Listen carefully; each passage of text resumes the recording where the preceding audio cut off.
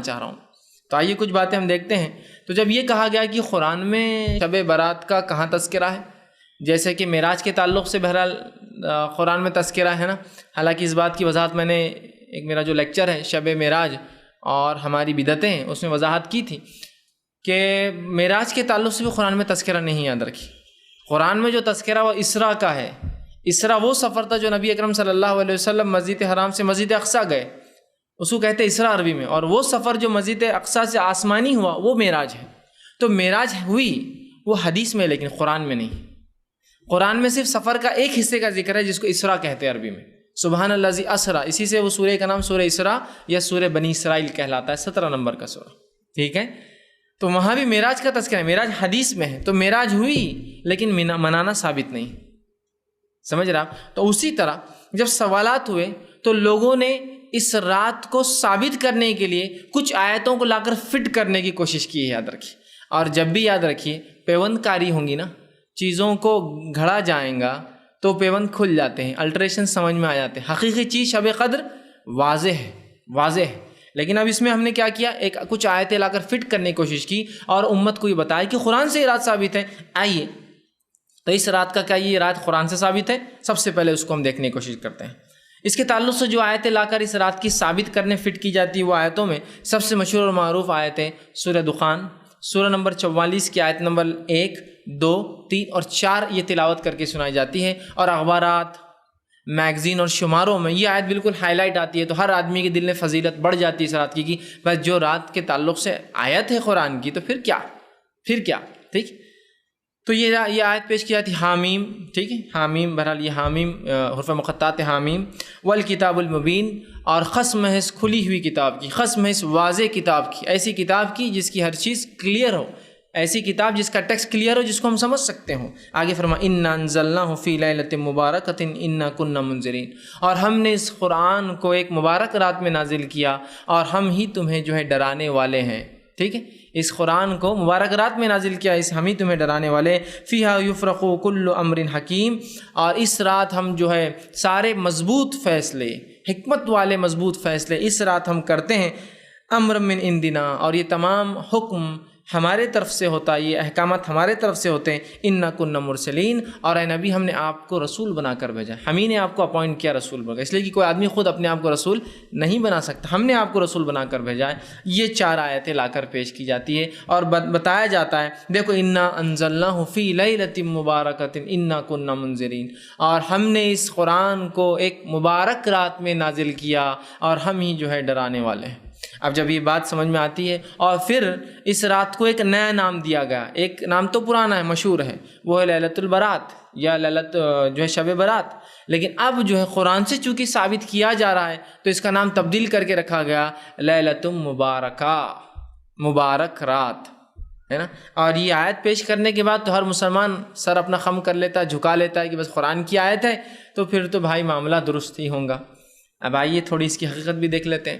قرآن کی تفسیر کے جو لوگ اصول جانتے ہیں تو قرآن کی تفسیر کا پہلا اصول ہوتا ہے قرآن کی تفسیر قرآن سے، تفسیر القرآن بالقرآن، یہ پہلا اصول ہوتا ہے۔ قرآن کی تفسیر کے کم و بیش 6 سے 7 اصول ہوتے ہیں، جن میں پہلا اصول ہے قرآن کی تفسیر قرآن سے، اور یہ اصول سب کے نزدیک ایسے ہی ہے، اس میں کوئی اختلاف نہیں اس اصول میں پہلے۔ دوسرا اصول ہے قرآن کی تفسیر احادیث سے، ٹھیک۔ تو آئیے اس اصول کے مطابق چلیے پہلا اصول اس پر لاگو کرتے ہیں، قرآن کی تفسیر قرآن سے، ٹھیک۔ کیا فرمایا؟ قسم ہے اس واضح کتاب کی، اور ہم نے اس کتاب کو ایک مبارک رات میں نازل کیا اور ہم ہی تمہیں جو ہے ہم جو ہے ڈرانے والے ہیں۔ آئیے اب اس کو تھوڑا سا جانچنے کی کوشش کرتے ہیں کہ اس کا کیا معنی ہے، اس کا جو اللہ رب العزت فرمایا ہم نے اسے ایک مبارک رات میں نازل کیا اور ہم ڈرانے والے ہیں۔ قرآن سے اس کی تفسیر لینے کی کوشش کرتے ہیں تو پتہ یہ چلا یہاں اللہ رب العزت نے قرآن کی قسم کھا کر یہ کہا کہ ہم نے اس قرآن کو مبارک رات میں نازل کیا۔ اب اگر میں ایک ادنا طالب علم، اسٹوڈنٹ آف اسلامک اسٹڈی جس کو بولیں گے، ادنا طالب علم جس کو قرآن کا کچھ بھی تھوڑا بہت بھی مطالعہ ہے، اس کو معلومات ہے، نالج ہے، اس سے سوال کروں قرآن کب نازل ہوا، تو میں سمجھتا ہوں اگر 1000 کا مجمع ہے، لاکھ کا مجمع ہے، تو 1% لوگ بھی نہیں بولیں گے 15 شعبان 15 شعبان 15 شعبان، کیا بولیں گے آپ؟ کون سا مہینہ؟ رمضان۔ ایک ادنا طالب علم میں کہہ رہا ہوں، لاکھوں کے مجمع میں بھی کوئی یہ نہیں بولے گا کہ یہ قرآن جو ہے شعبان میں اترا ہے نا؟ کب اترا ہے؟ رمضان۔ اس کی گواہی کہ تو اللہ کی کتاب نے دی۔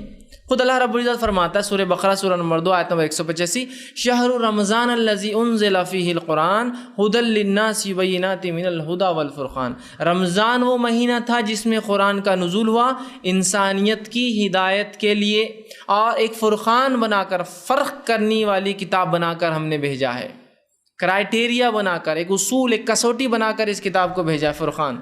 سمجھ رہے ہیں بات کو؟ تو یہاں اللہ نے فرما دیا کہ رمضان وہ مہینہ تھا جس میں قرآن کا نزول ہوا۔ تو قرآن کب نازل ہوا؟ رمضان میں۔ آئیے اب رمضان میں وہ کون سی رات تھی جب اترا؟ قرآن سے ہی جواب طلب کرتے، چونکہ پہلا اصول تفسیر کا قرآن سے ہے، قرآن کی تفسیر قرآن سے جواب طلب کرتے ہیں کہ بھائی کب اترے آپ سب سے پہلے؟ تو قرآن میں خود اس کا رب اتارنے والا قرآن کا وہ جواب دیتا ہے۔ سورہ نمبر 97 سورۃ القدر، انا انزلناہ فی لیلۃ القدر، اور ہم نے اتارا اس قرآن کو لیلۃ القدر میں۔ وما ادراک ما لیلۃ القدر، اور اے مسلمانوں کیا چیز ہے جو تمہیں سمجھائیں گی لیلۃ القدر کیا ہے؟ لیلۃ القدر خیر من الف شہر، بس اتنا سمجھ لو تمہاری موٹی عقل کے اعتبار سے کہ یہ 1000 مہینوں سے افضل ہے۔ کتنا افضل وہ اللہ ہی جانتا ہے، تمہارا رب ہی جانتا ہے، لیکن اتنا تمہیں سمجھ میں آتا ہے 1000 مہینے سے افضل ہے۔ کون سی رات؟ لیلۃ القدر، ہے نا؟ تو یہاں کہا شہر رمضان الذی انزل فیہ القرآن، قرآن کب اترا؟ رمضان کے مہینے میں۔ وہ رات، جس رات اترا، وہ رات کیسی تھی؟ بڑی قدر اور منزلت والی رات تھی۔ تو کہا انا انزلناہ فی لیلۃ القدر، ہم نے اسے ایک بہت ہی قدر اور منزلت والی رات میں نازل کیا۔ اور تمہیں کیا بتائے، کیا چیز تمہیں سمجھائیں گے لیلۃ القدر کیا ہے؟ بس اتنا سمجھ لو کہ 1000 مہینوں سے لیلۃ القدر افضل ہے۔ تو یہ ہوا۔ تیسری آیت سورہ دخان کی کیا کری؟ انا انزلناہ فی لیلۃ مبارکہ، ہم نے اسے مبارک رات میں نازل کیا۔ اب تینوں آیتوں کو جوڑ لیتے ہیں ایک ساتھ تفسیر سمجھنے کے لیے ترتیب میں۔ پہلا، قرآن کب نازل ہوا؟ کون سے مہینے میں؟ رمضان۔ جس رات نازل ہوا اس رات کا نام کیا ہے؟ قدر۔ اور چونکہ اس میں قرآن اترا تو یہ رات کیسی ہے؟ مبارک۔ انا انزلناہ فی لیلۃ مبارکہ، یہ سورہ لیلۃ القدر کے تعلق سے ہی تفسیر یاد رکھی۔ اور آگے کیا فرمایا؟ مبارکہ انا کنا منذرین فیہا یفرق کل امر حکیم، اور اسی رات ہم سارے حکمت کے اور بڑے مضبوط والے فیصلے کرتے ہیں۔ مطلب مفسرین لکھتے ہیں اس رات اللہ رب العزت نے جو تقدیریں ہماری لکھ دی ہے، اس تقدیر کو فرشتوں کو سونپ دیا جاتا ہے ایئرلی، کہ اب کیا ایکسیکیوٹ کرنا ہے، یہ بندوں کے ساتھ کیا کیا کرنا ہے۔ تو یہ سالانہ سمجھو ان کا جو ہے ورک ہے کہ یہ سال کتنے لوگ جئیں گے، کتنا کھاؤں گا، کیا کروں گا، اولادیں پیدا ہوں گی نہیں ہوں گی، کیا تکلیفیں، کیا، یہ تمام کام فرشتوں کو جو تقدیر میں لکھے ہیں وہ سونپ دیے جاتے ہیں کہ ایکسیکیوٹ کرنا ہے پورے سال تم کو، اگلے سال تک کے لیے۔ ٹھیک، تو اس رات یہ ہوتا ہے نا۔ اور اسی بات کو اللہ رب العزت نے سورہ قدر میں دہرایا اور کہا وما ادراک ما لیلۃ القدر، لیلۃ القدر خیر من الف شہر تنزل الملائکۃ والروح، اور اترتے ہیں اس رات ملائکہ، ٹھیک، فرشتے اور روح۔ جبرائیل امین کا ایک نام ہے روح الامین، اترتے ہیں اس رات جبرائیل اور فرشتے۔ اور آگے فرما فیہا باذن ربہم من کل امر، اور اللہ کے حکم سے اترتے ہیں، اور تمام احکامات جو مضبوط احکامات ہیں جو اس سے پہلے سورہ دخان میں آ چکے ہیں کہ اس رات ہم اپنے احکامات کو وہ کرتے ہیں، تو کہا من کل امر، اور اس رات ہم اپنے احکامات کو نازل کرتے ہیں۔ ٹھیک ہے، سلام ہی حتی مطلع الفجر، اور سلامتی والی ہے رات فجر کے طلوع ہونے تک۔ تو یہ جو آیتیں جو لیلۃ المبارکہ ثابت کرنے کی کوشش کی جا رہی ہے، یہ در حقیقت لیلۃ المبارکہ کون سی رات ہے؟ سمجھ گئے آپ لوگ؟ یہ لیلۃ القدر ہے، یہ مبارک رات ہے، اور آتی کب ہے؟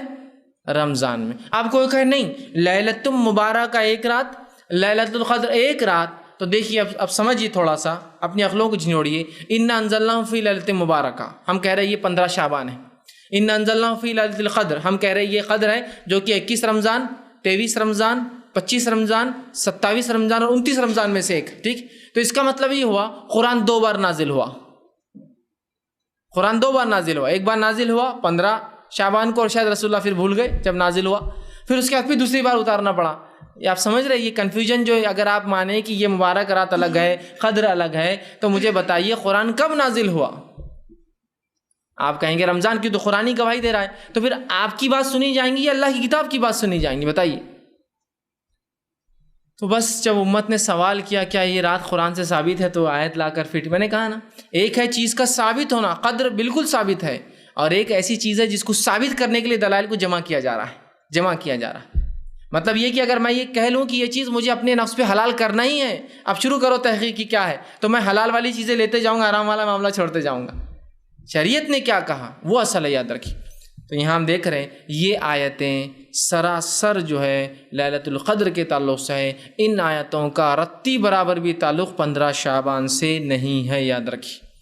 اور اس کے علاوہ کوئی آیتیں اور لوگ فٹ کرنا چاہے وہ 15 شعبان سے، ان کا کوئی لینا اور دینا نہیں ہے۔ یہ بات ہمیشہ اپنے ذہن میں آپ رکھ لیجیے، اب یاد رکھیے کہ کوئی بہکا نہ سکے قرآن میں یہ رات ہے، یہ برات قرآن برات میں نہیں ہے میرے بھائی۔ اگر قرآن کی ایسی من مانی تفسیریں ہم کرنے لگے تو ابوبکر صدیق رضی اللہ عنہ سے ایک مرتبہ سوال ہوا کسی قرآن کی آیت کے تعلق سے، تو کہا مجھے اس کا علم نہیں ہے، اور ابوبکر کو کون سا آسمان پناہ دیں گا اور کون سی زمین سنبھالیں گی اگر ابوبکر اپنے دل سے اس کی تفسیر کرنا شروع کر دیں۔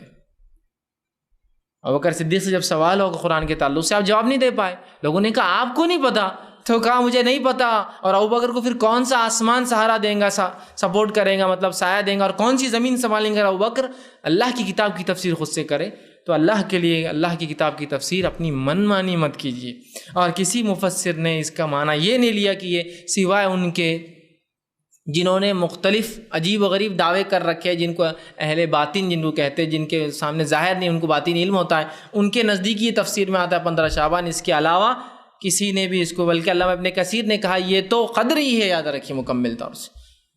تفسیر الطبری میں کہا کہ یہ تو قدر ہی ہے یقینی طور سے، اس لیے کہ یہ قدر کی تفسیر ہے۔ سورہ جو لیلۃ القدر ہے، اسی وہ رات چونکہ مبارک ہے، یہاں اس کا ایک صفت کا تذکرہ ہو رہا ہے، وہاں نام کا تذکرہ ہو رہا ہے، اور سورہ بقرہ میں وہ کب آتی ہے، رمضان کا تذکرہ ہو رہا ہے، تینوں باتیں آ گئی۔ تو قرآن سے یہ رات ثابت نہیں، یاد رکھی۔ تو کوئی اب خواہ مخواہ کسی کو باور کرنے کی کوشش نہ کرے۔